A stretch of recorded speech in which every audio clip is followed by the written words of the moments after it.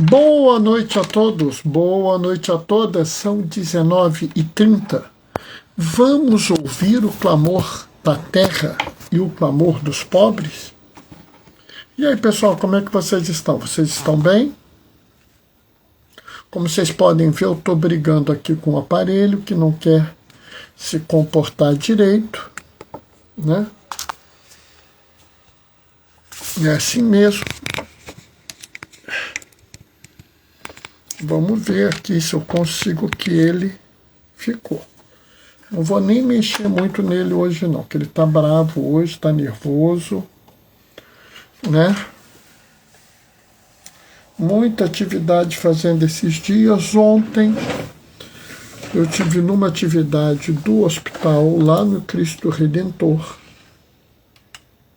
Então não pude fazer a live ontem, né? Então já viu, né? Mas hoje eu tive aí, estou já em casa fazendo as minhas atividades, né? Vamos ver se eu estou no ar, né? Entrou alguém? Quem foi que entrou? Oi, Terezinha. Boa noite, paz e bem. Como é que você está, Terezinha? Você está bem? Eu estou bem, graças a Deus. Graças a Deus, eu estou muito bem. Entrando aqui, procurando o site da CNBB, que não está entrando, para variar, né? Eu gosto de atrasar um pouquinho. Daqui a pouco chega.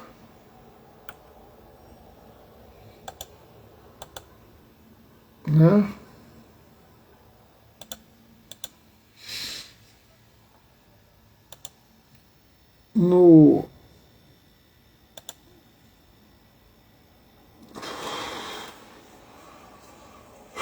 Hoje a gente tem uma reflexão muito boa,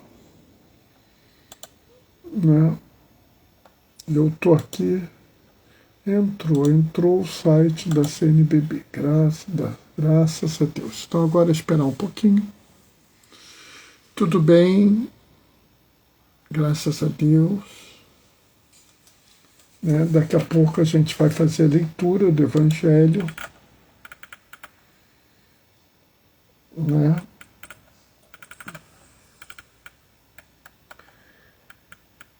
É um evangelho pequeno, mas eu acho que tem uma informação muito importante. Está entrando aqui a Lena. Oi, Lena, boa noite, paz e bem. E o Chicamaru, boa noite, paz e bem. Gracinha também entrou, boa noite, paz e bem. Nós vamos ter aí uma reflexão muito importante hoje, sabe? Hoje ela é muito importante e acho que muito atual. E assim, boa noite, diácono, paz e bem, diz o Chicamaru. E sabe, eu vou dizer para vocês, parece até, às vezes, sabe, eu falo assim que parece até que é de propósito. Porque eu cheguei agora da academia, parei um pouco para conversar com papai e mamãe, sempre que eu posso converso com eles, né? Chegou alguém aqui. Oi, Gláucia, boa noite, paz e bem. E aí eu fui ver rapidamente e recebi de um amigo meu um vídeo. Também estou aqui, mozão, te amo. Beijo, mozinho, te amo. Um vídeo do Papa Leão XIV. E sabe, de certa forma, tem tudo a ver com a reflexão de hoje. Gláucia, oi, querido, saudades de ti. Também tenho saudade, Gláucia. Vamos combinar um dia para nos encontrar. Também está entrando aqui a Deia Vila Verde. Boa noite, Deia. Paz e bem. Bom, está na hora, vamos começar a leitura, tá? O Senhor esteja convosco, Ele está no meio de nós. Proclamação do Evangelho de Jesus Cristo segundo Lucas. Estava chegando o tempo de Jesus ser levado para o céu. Então ele tomou a firme decisão de partir para Jerusalém e enviou mensageiros à sua frente. Puseram-se a caminho e entraram num povoado de samaritanos para preparar a hospedagem para Jesus. Mas os samaritanos não o receberam, pois Jesus dava a impressão de que ia a Jerusalém. Vendo isso, os discípulos Tiago e João disseram: Senhor, queres que mandemos descer fogo do céu para destruí-los? Jesus, porém, voltou-se e repreendeu-os, e partiram para outro povoado. Palavra da salvação. Enquanto eu estava lendo, chegou aqui a resposta da Gláucia. Vamos sim. Vamos combinar, Gláucia. Acho que é importante. Sabe, pessoal, esse evangelho, ele tem uma mensagem muito importante e que, infelizmente, muitas pessoas não leram esse pedaço do evangelho. Ou se leram, fingiram que se esqueceram dele. Porque não é possível. Não é possível você ler esse pedaço do evangelho e ter ainda algumas condutas na sua comunidade de fé. Ou você é uma pessoa muito especial, que nunca teve uma conduta desse tipo, ou você é uma pessoa boa, que tinha essa conduta, leu, olhou e falou assim, nossa, eu tenho que mudar, e mudou. Ou, infelizmente, você leu essa conduta e falou assim, isso é muito difícil, eu não vou fazer isso não, prefiro continuar do jeito que eu sou. Porque ela te coloca em xeque. Muita gente é colocado em xeque por essa leitura.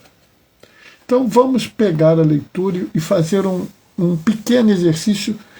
São poucos versículos, acho que a gente pode fazer esse exercício aqui. Estava chegando o tempo de Jesus ser levado para o céu. Então ele tomou a firme decisão de partir para Jerusalém.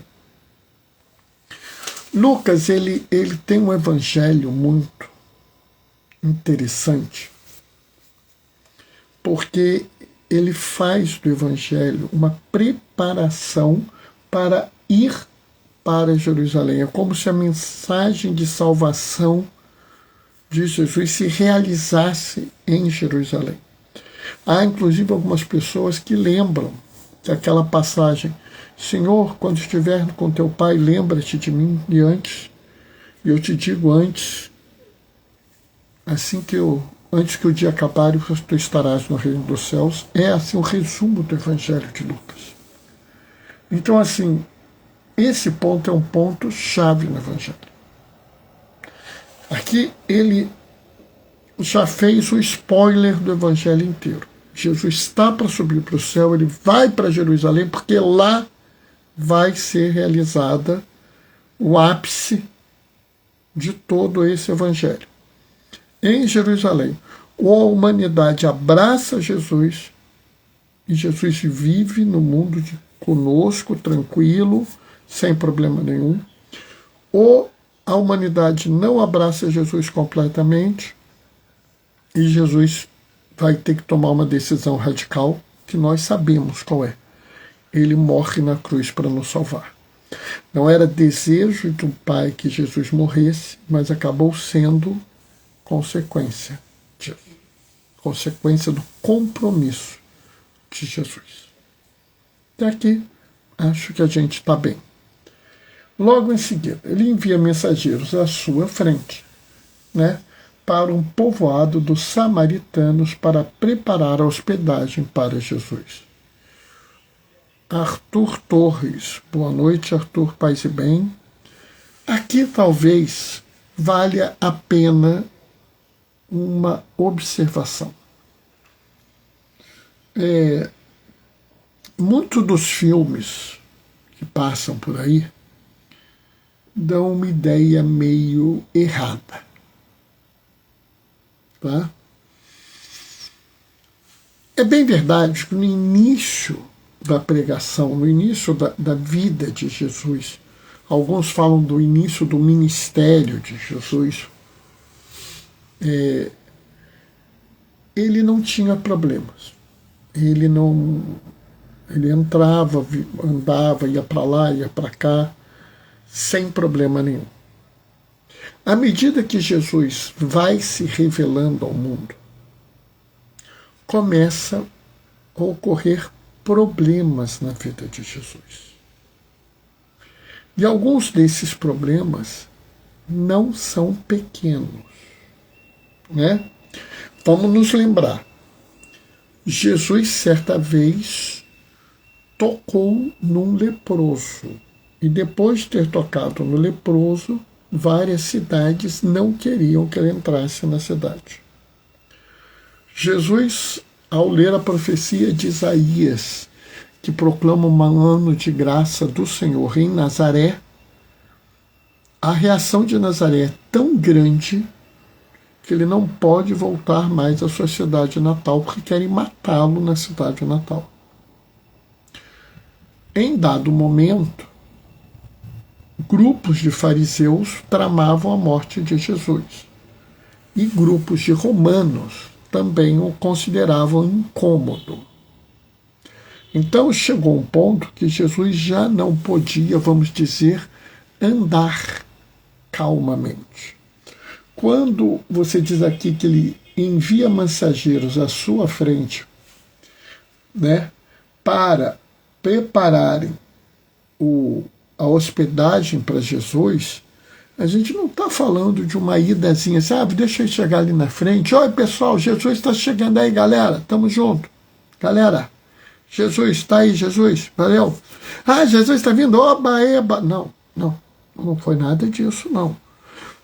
Jesus está chegando aqui e ele tem que preparar essa hospedagem, inclusive, provavelmente já buscando pessoas que eram discípulos dele ou simpatizantes dele, ou tinham ouvido falar dele, para preparar um momento seguro.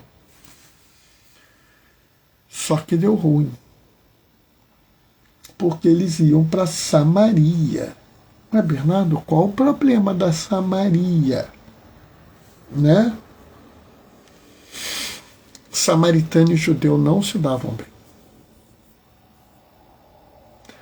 Samaritano e judeu não se davam bem e, mais ou menos, pessoal, não tem inocente nessa história.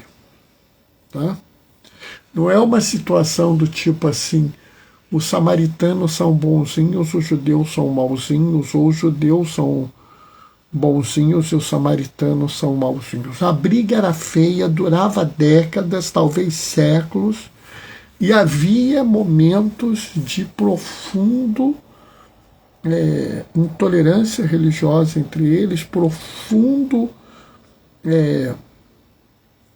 até desrespeito religioso. Bernardo, mas os samaritanos, eles não são judeus. Isso aí é uma briga, pessoal, um negócio complicado. Melhor não se meter em briga de samaritano com judeu, que você vai sair queimado. Como você não é nem samaritano nem judeu, provavelmente os dois vão falar mal de você e vão dizer que você é amigo do outro. Então não se meta nisso. O fato é que um samaritano padrão preferia ter um prejuízo do que hospedar um judeu que iria para Jerusalém. Por isso que os samaritanos não receberam Jesus. Não foi aqui propriamente uma reação contra Jesus. Foi uma reação contra um judeu que estava indo para Jerusalém. eles reagiriam assim a qualquer judeu indo para Jerusalém. E aqui é que nós temos o momento que eu acho mais crítico. E é o momento que eu considero muito interessante. É um momento que eu considero que a gente deve prestar atenção. Por quê? Porque 2 discípulos de Jesus se revoltaram e disseram: Senhor, queres que mandemos descer fogo do céu para destruí-los? Cara, aqui é muito interessante. Porque, primeiro, quem são os 2 discípulos? Tiago e João. Vamos relembrar. André era discípulo de João Batista, né? João Batista vê Jesus passando, vira para André e fala: eis o Cordeiro de Deus. E André presta atenção em Jesus e vai chamar seu irmão Pedro, né? Num outro evangelho, Pedro e André estão pescando, Jesus pede que Pedro jogue a rede, ele joga, vai lá, então... Bernardo, mas a gente está falando de Tiago e João. Sim, mas logo depois do chamado a Pedro, da vocação de Pedro, Jesus chama 2 outros pescadores amigos de Pedro e André, que são Tiago e João, filhos de Zebedeu. Aliás, se vocês olharem nas grandes experiências de Jesus, nas grandes atividades, ações assim, nos grandes momentos místicos de Jesus, estão presentes Pedro, Tiago e João. Portanto, nós não estamos falando de 2 discípulos, vamos dizer, menores. Eu estou falando de 2 discípulos especiais. Eles seriam, junto com Pedro, Tiago e João seriam, talvez, vamos dizer assim, o núcleo dos discípulos. Né? É como se Jesus tivesse já a clareza que ele chamaria Pedro para ser a pedra da igreja, Tiago seria um dos, vamos dizer, um dos homens ali de pensamento, de organização, tanto que ele fica em Jerusalém com Pedro, e João se tornaria um grande da escrita, da narrativa, do evangelho, do Apocalipse, das cartas. Ele seria talvez o grande biógrafo, o grande escritor de Jesus. Ele teria guardado já despertamente, preparado André para uma outra missão muito especial, porque André é pai da Igreja Ortodoxa.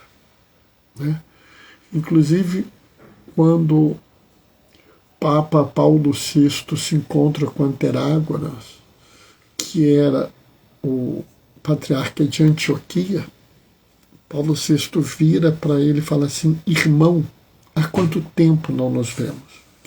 Porque Paulo VI, que é sucessor de Pedro, o patriarca de Antioquia, é sucessor de André. Então ele fala essa fala para mostrar a proximidade das 2 igrejas. Apesar que o pessoal fica brigando. Ficam lá querendo... Tem uns católicos que querem brigar com a Igreja Ortodoxa.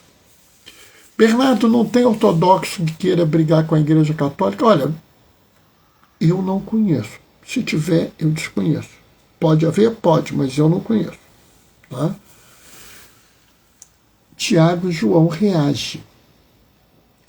E reagem como muitos reagem hoje. Nós queremos jogar fogo, destruir esse povo. Sabe, pessoal, eu fico impressionado com a absoluta intolerância religiosa que existe. E a intolerância religiosa é tão grande que ela se manifesta até dentro da igreja. Aliás, eu vou me corrigir, perdão, não existe intolerância religiosa, não existe. Existe opressão religiosa. Mas, Bernardo, não entendi. Sabe, de uns 2 anos para cá eu tenho falado contra o termo intolerância religiosa. Por quê? Porque o oposto da intolerância é a tolerância religiosa. E a palavra tolerância, pelo menos em português, tem a ver com eu aceitar um determinado erro. Então, quando eu digo que eu sou tolerante religiosamente falando, eu sou um religioso tolerante, estou dizendo que a religião do outro é errada, mas eu tolero ela porque ela não é muito errada. Então, eu atualmente estou preferindo falar que nós devemos buscar a liberdade religiosa e devemos superar a opressão religiosa. Porque a opressão é o que nós temos hoje. Nós temos pessoas que querem determinar como é a fé correta. E aqueles que não professam a sua fé têm que ser destruídos. Eu fico vendo, né? Por exemplo, nós temos grupos tradicionalistas na Igreja Católica. Observe que eu fiz questão de dizer tradicionalistas. Eles não são tradicionais. Eles não são conservadores. Eles são tradicionalistas. Aliás, eles são quase idólatras. Eles quase idolatram a tradição, em vez de serem tradicionais ou conservadores. Eles dizem que a sede está vacante, ou seja, que o Papa não é válido. Eles dizem que a missa nova, né, é inválida. Que qualquer coisa feita na missa nova é inválida. Ou seja, eles são o único fiel da balança da igreja. Eles são superiores ao Espírito Santo, porque o Espírito Santo interfere na eleição do Papa. É através do Espírito Santo que nós, homens, realizamos os atos divinos de abençoar, de batizar, de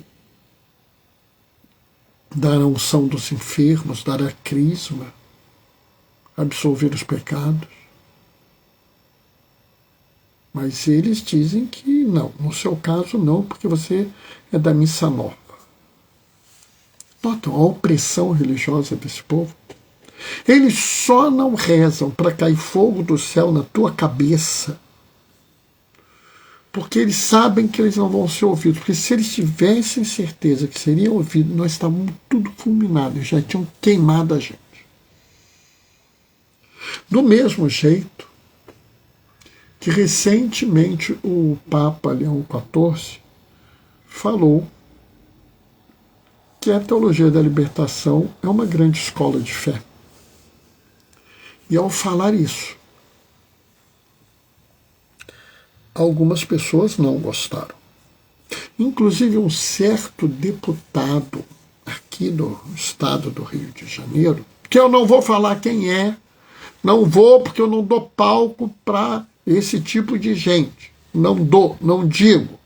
Eu sei que ele quer que eu fale o nome dele, mas eu não vou falar, porque eu não faço o jogo dele.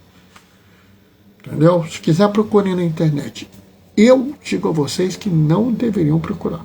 Aliás, Se vocês acharem essa pessoa na internet, façam um favor para vocês. Bloqueiem ela, porque não sai nada de bom dali, infelizmente. Eu espero que um dia ele se converta, venha para junto da igreja, e aí a gente possa voltar a ouvi-lo. Por enquanto, não está bom. Ele não está fazendo o seu papel como um católico que ele diz ser. É triste eu dizer isso, mas não posso fazer nada. E a maior prova disso é que ele fez um post dizendo assim, uma revelação, eu faço uma revelação. E aí pôs um padre e um sujeito que se diz professor não sei o quê, falam sobre a teologia da libertação, uma heresia que esvaziou a igreja. Eu nem vi, eu não vi. Tá? Por que eu não vi? Por dois motivos. Primeiro, que se eu for lá ver, eu dou espaço para eles vão aparecer nas minhas redes sociais, eu não quero. Por que eu não quero? Porque eu aprendi que sobre questões de fé e moral a gente segue o Papa. Bernardo, eu não sou católico. Bom, aí é um direito seu. Você pode seguir quem você quiser. Se bem que eu conheço vários homens, mulheres e crianças protestantes que acompanham o Papa com carinho, com cuidado, ouvem o que o Papa diz, leem o que o Papa escreve. Eu até hoje não me esqueço no dia que foi publicada a Fiducia Supplicans. Eu ia fazer uma celebração ecumênica e quando eu chego lá preparado para falar da Fiducia Supplicans, uma pastora luterana que falou antes de mim vira e fala assim, hoje nós recebemos um grande presente, eu fiquei muito feliz, recebemos um grande presente, o Papa Francisco publicou a Fiducia Supplicans. Eu fico olhando assim, que maravilha. Porque olhem bem que coisa linda, que testemunho de unidade. Ih, meu Deus do céu, olha lá, o Guia Inquisidor já está vindo aqui correndo falar mal de mim, porque eu estou falando bem dos anglicanos.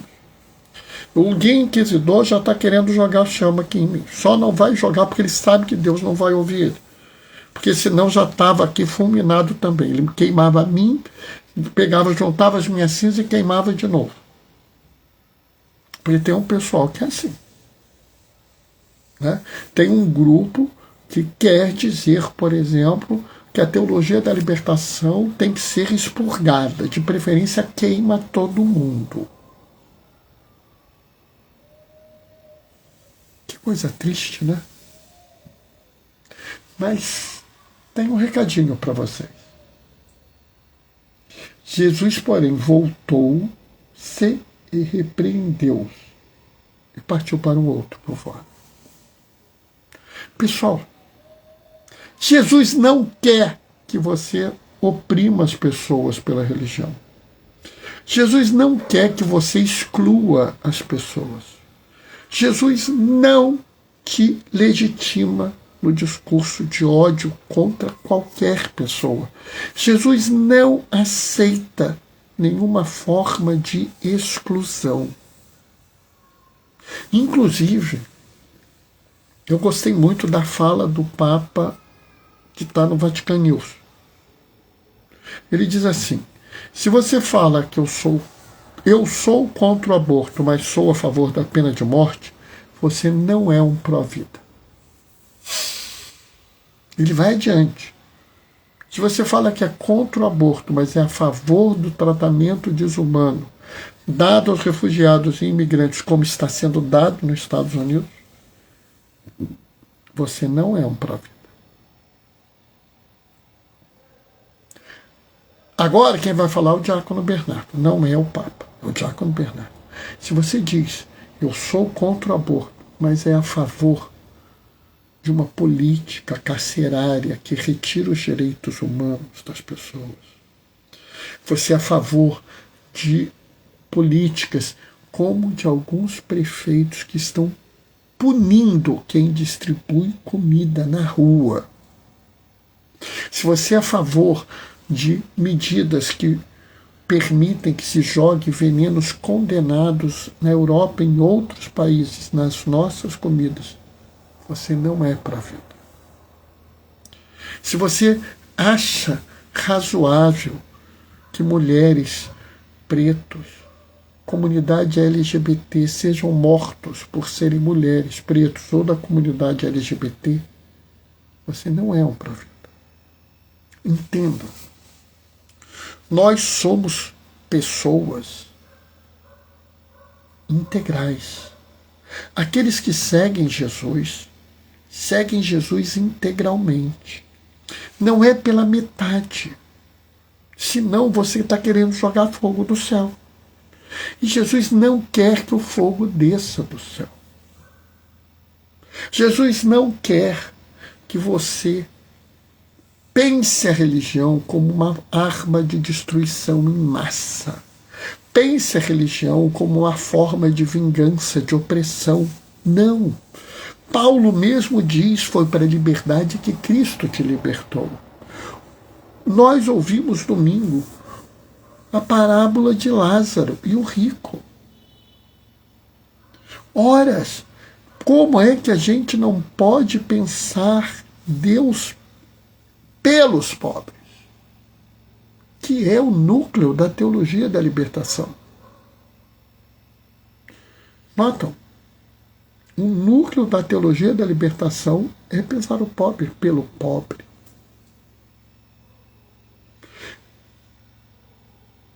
A teologia, o evangelho é libertador, porque, como diz Paulo, foi para a liberdade que Cristo te libertou. E não é uma liberdade pela metade. É uma liberdade integral. Então, uma liberdade, sim, para a vida, sim, libertar-se do pecado, mas também se libertar da injustiça, da cultura da morte, da cultura do descarte, da indiferença, da injustiça, da desigualdade. É libertar-se da cultura da guerra e buscar a cultura da paz. Nota? Aquela paz desarmada e desarmante. Eu sei que às vezes é muito doido. Mas você agora tem que tomar a decisão. Se você vai continuar querendo jogar fogo do céu nos outros, ou se você vai fazer como Tiago e João, que a partir deste dia mudaram, reverteram, pensaram diferente, eles se converteram e se tornaram esses dois exemplos maravilhosos que nós temos. Tiago, leiam a carta de Tiago, vocês vão ver que homem maravilhoso. João não dá nem para falar. Além do Evangelho, tem a primeira carta de João, que tem talvez o versículo mais inspirado da Bíblia inteira. E que eu acho que guarda relação com esse episódio. Porque depois desse episódio ficou fácil para João dizer: quem não ama não conhece a Deus, porque Deus é amor. E se Deus é amor, Ele não joga fogo em ninguém. Amém? Bom, essa foi a reflexão de hoje. Espero que vocês tenham gostado. Espero que ela tenha perturbado vocês, que vocês tenham ficado assim bem confusos, né? Que vocês se sintam balançados, estremecidos. A Gláucia está mandando amém. Que bom, Gláucia. Eu acho assim, tomara que vocês tenham sido sacudidos. Ai, Bernardo, mas você me deixou agora em crise. Que bom, é isso. Eu quero mesmo isso. Sabe, eu espero que as minhas reflexões, as minhas homilias perturbem as pessoas. Porque se a palavra de Deus não te perturba, ou você não está lendo ou você não está entendendo. Eu falo isso para vocês assim com pureza da alma. Está entendendo? Eu falo disso para vocês com absoluta franqueza. Né? Eu, infelizmente, não pude fazer a live ontem, né? Porque ontem, por exemplo, eu tive uma reflexão sobre os arcanjos e que, sinceramente, eu nunca tinha pensado nisso. Inclusive, eu fiz a homilia, eu falei com o pessoal, vocês nunca pensaram nisso, né? O pessoal, né? Não, a gente nunca pensou nisso. Eu virei para eles, eu pensei nisso hoje de manhã, né? Gracinha está falando parabéns, Chicamaru. Parabéns pela palavra de Arcano. Que Deus abençoe seu ministério. Amém, Chica. Amém, Chicamaru. Muito obrigado. Glaucia, suas palavras vão de encontro do que penso e prego. Elas fortalecem a minha fé. Gratidão. Opa, que bom. A Lena está lembrando, hoje é dia de São Jerônimo. É verdade, São Jerônimo, né? Cujo papel importante que foi traduzir a Bíblia para a gente. Oi, Nazir, boa noite, paz e bem. Ele traduziu a Bíblia para a gente. Verdade, a gente não celebrou São Jerônimo no domingo? Sim, sim. Porque ele é tão importante que a igreja traz ele para o domingo, para a gente não se esquecer dele. Né? Bom, pessoal, vou deixar agora a minha bênção e marcar um encontro com vocês amanhã, às 19h30. Então, vamos dar a bênção. O Senhor esteja convosco, Ele está no meio de nós. Por intercessão de Jerônimo, hoje é dia dele. Desça sobre vós e permaneça para sempre.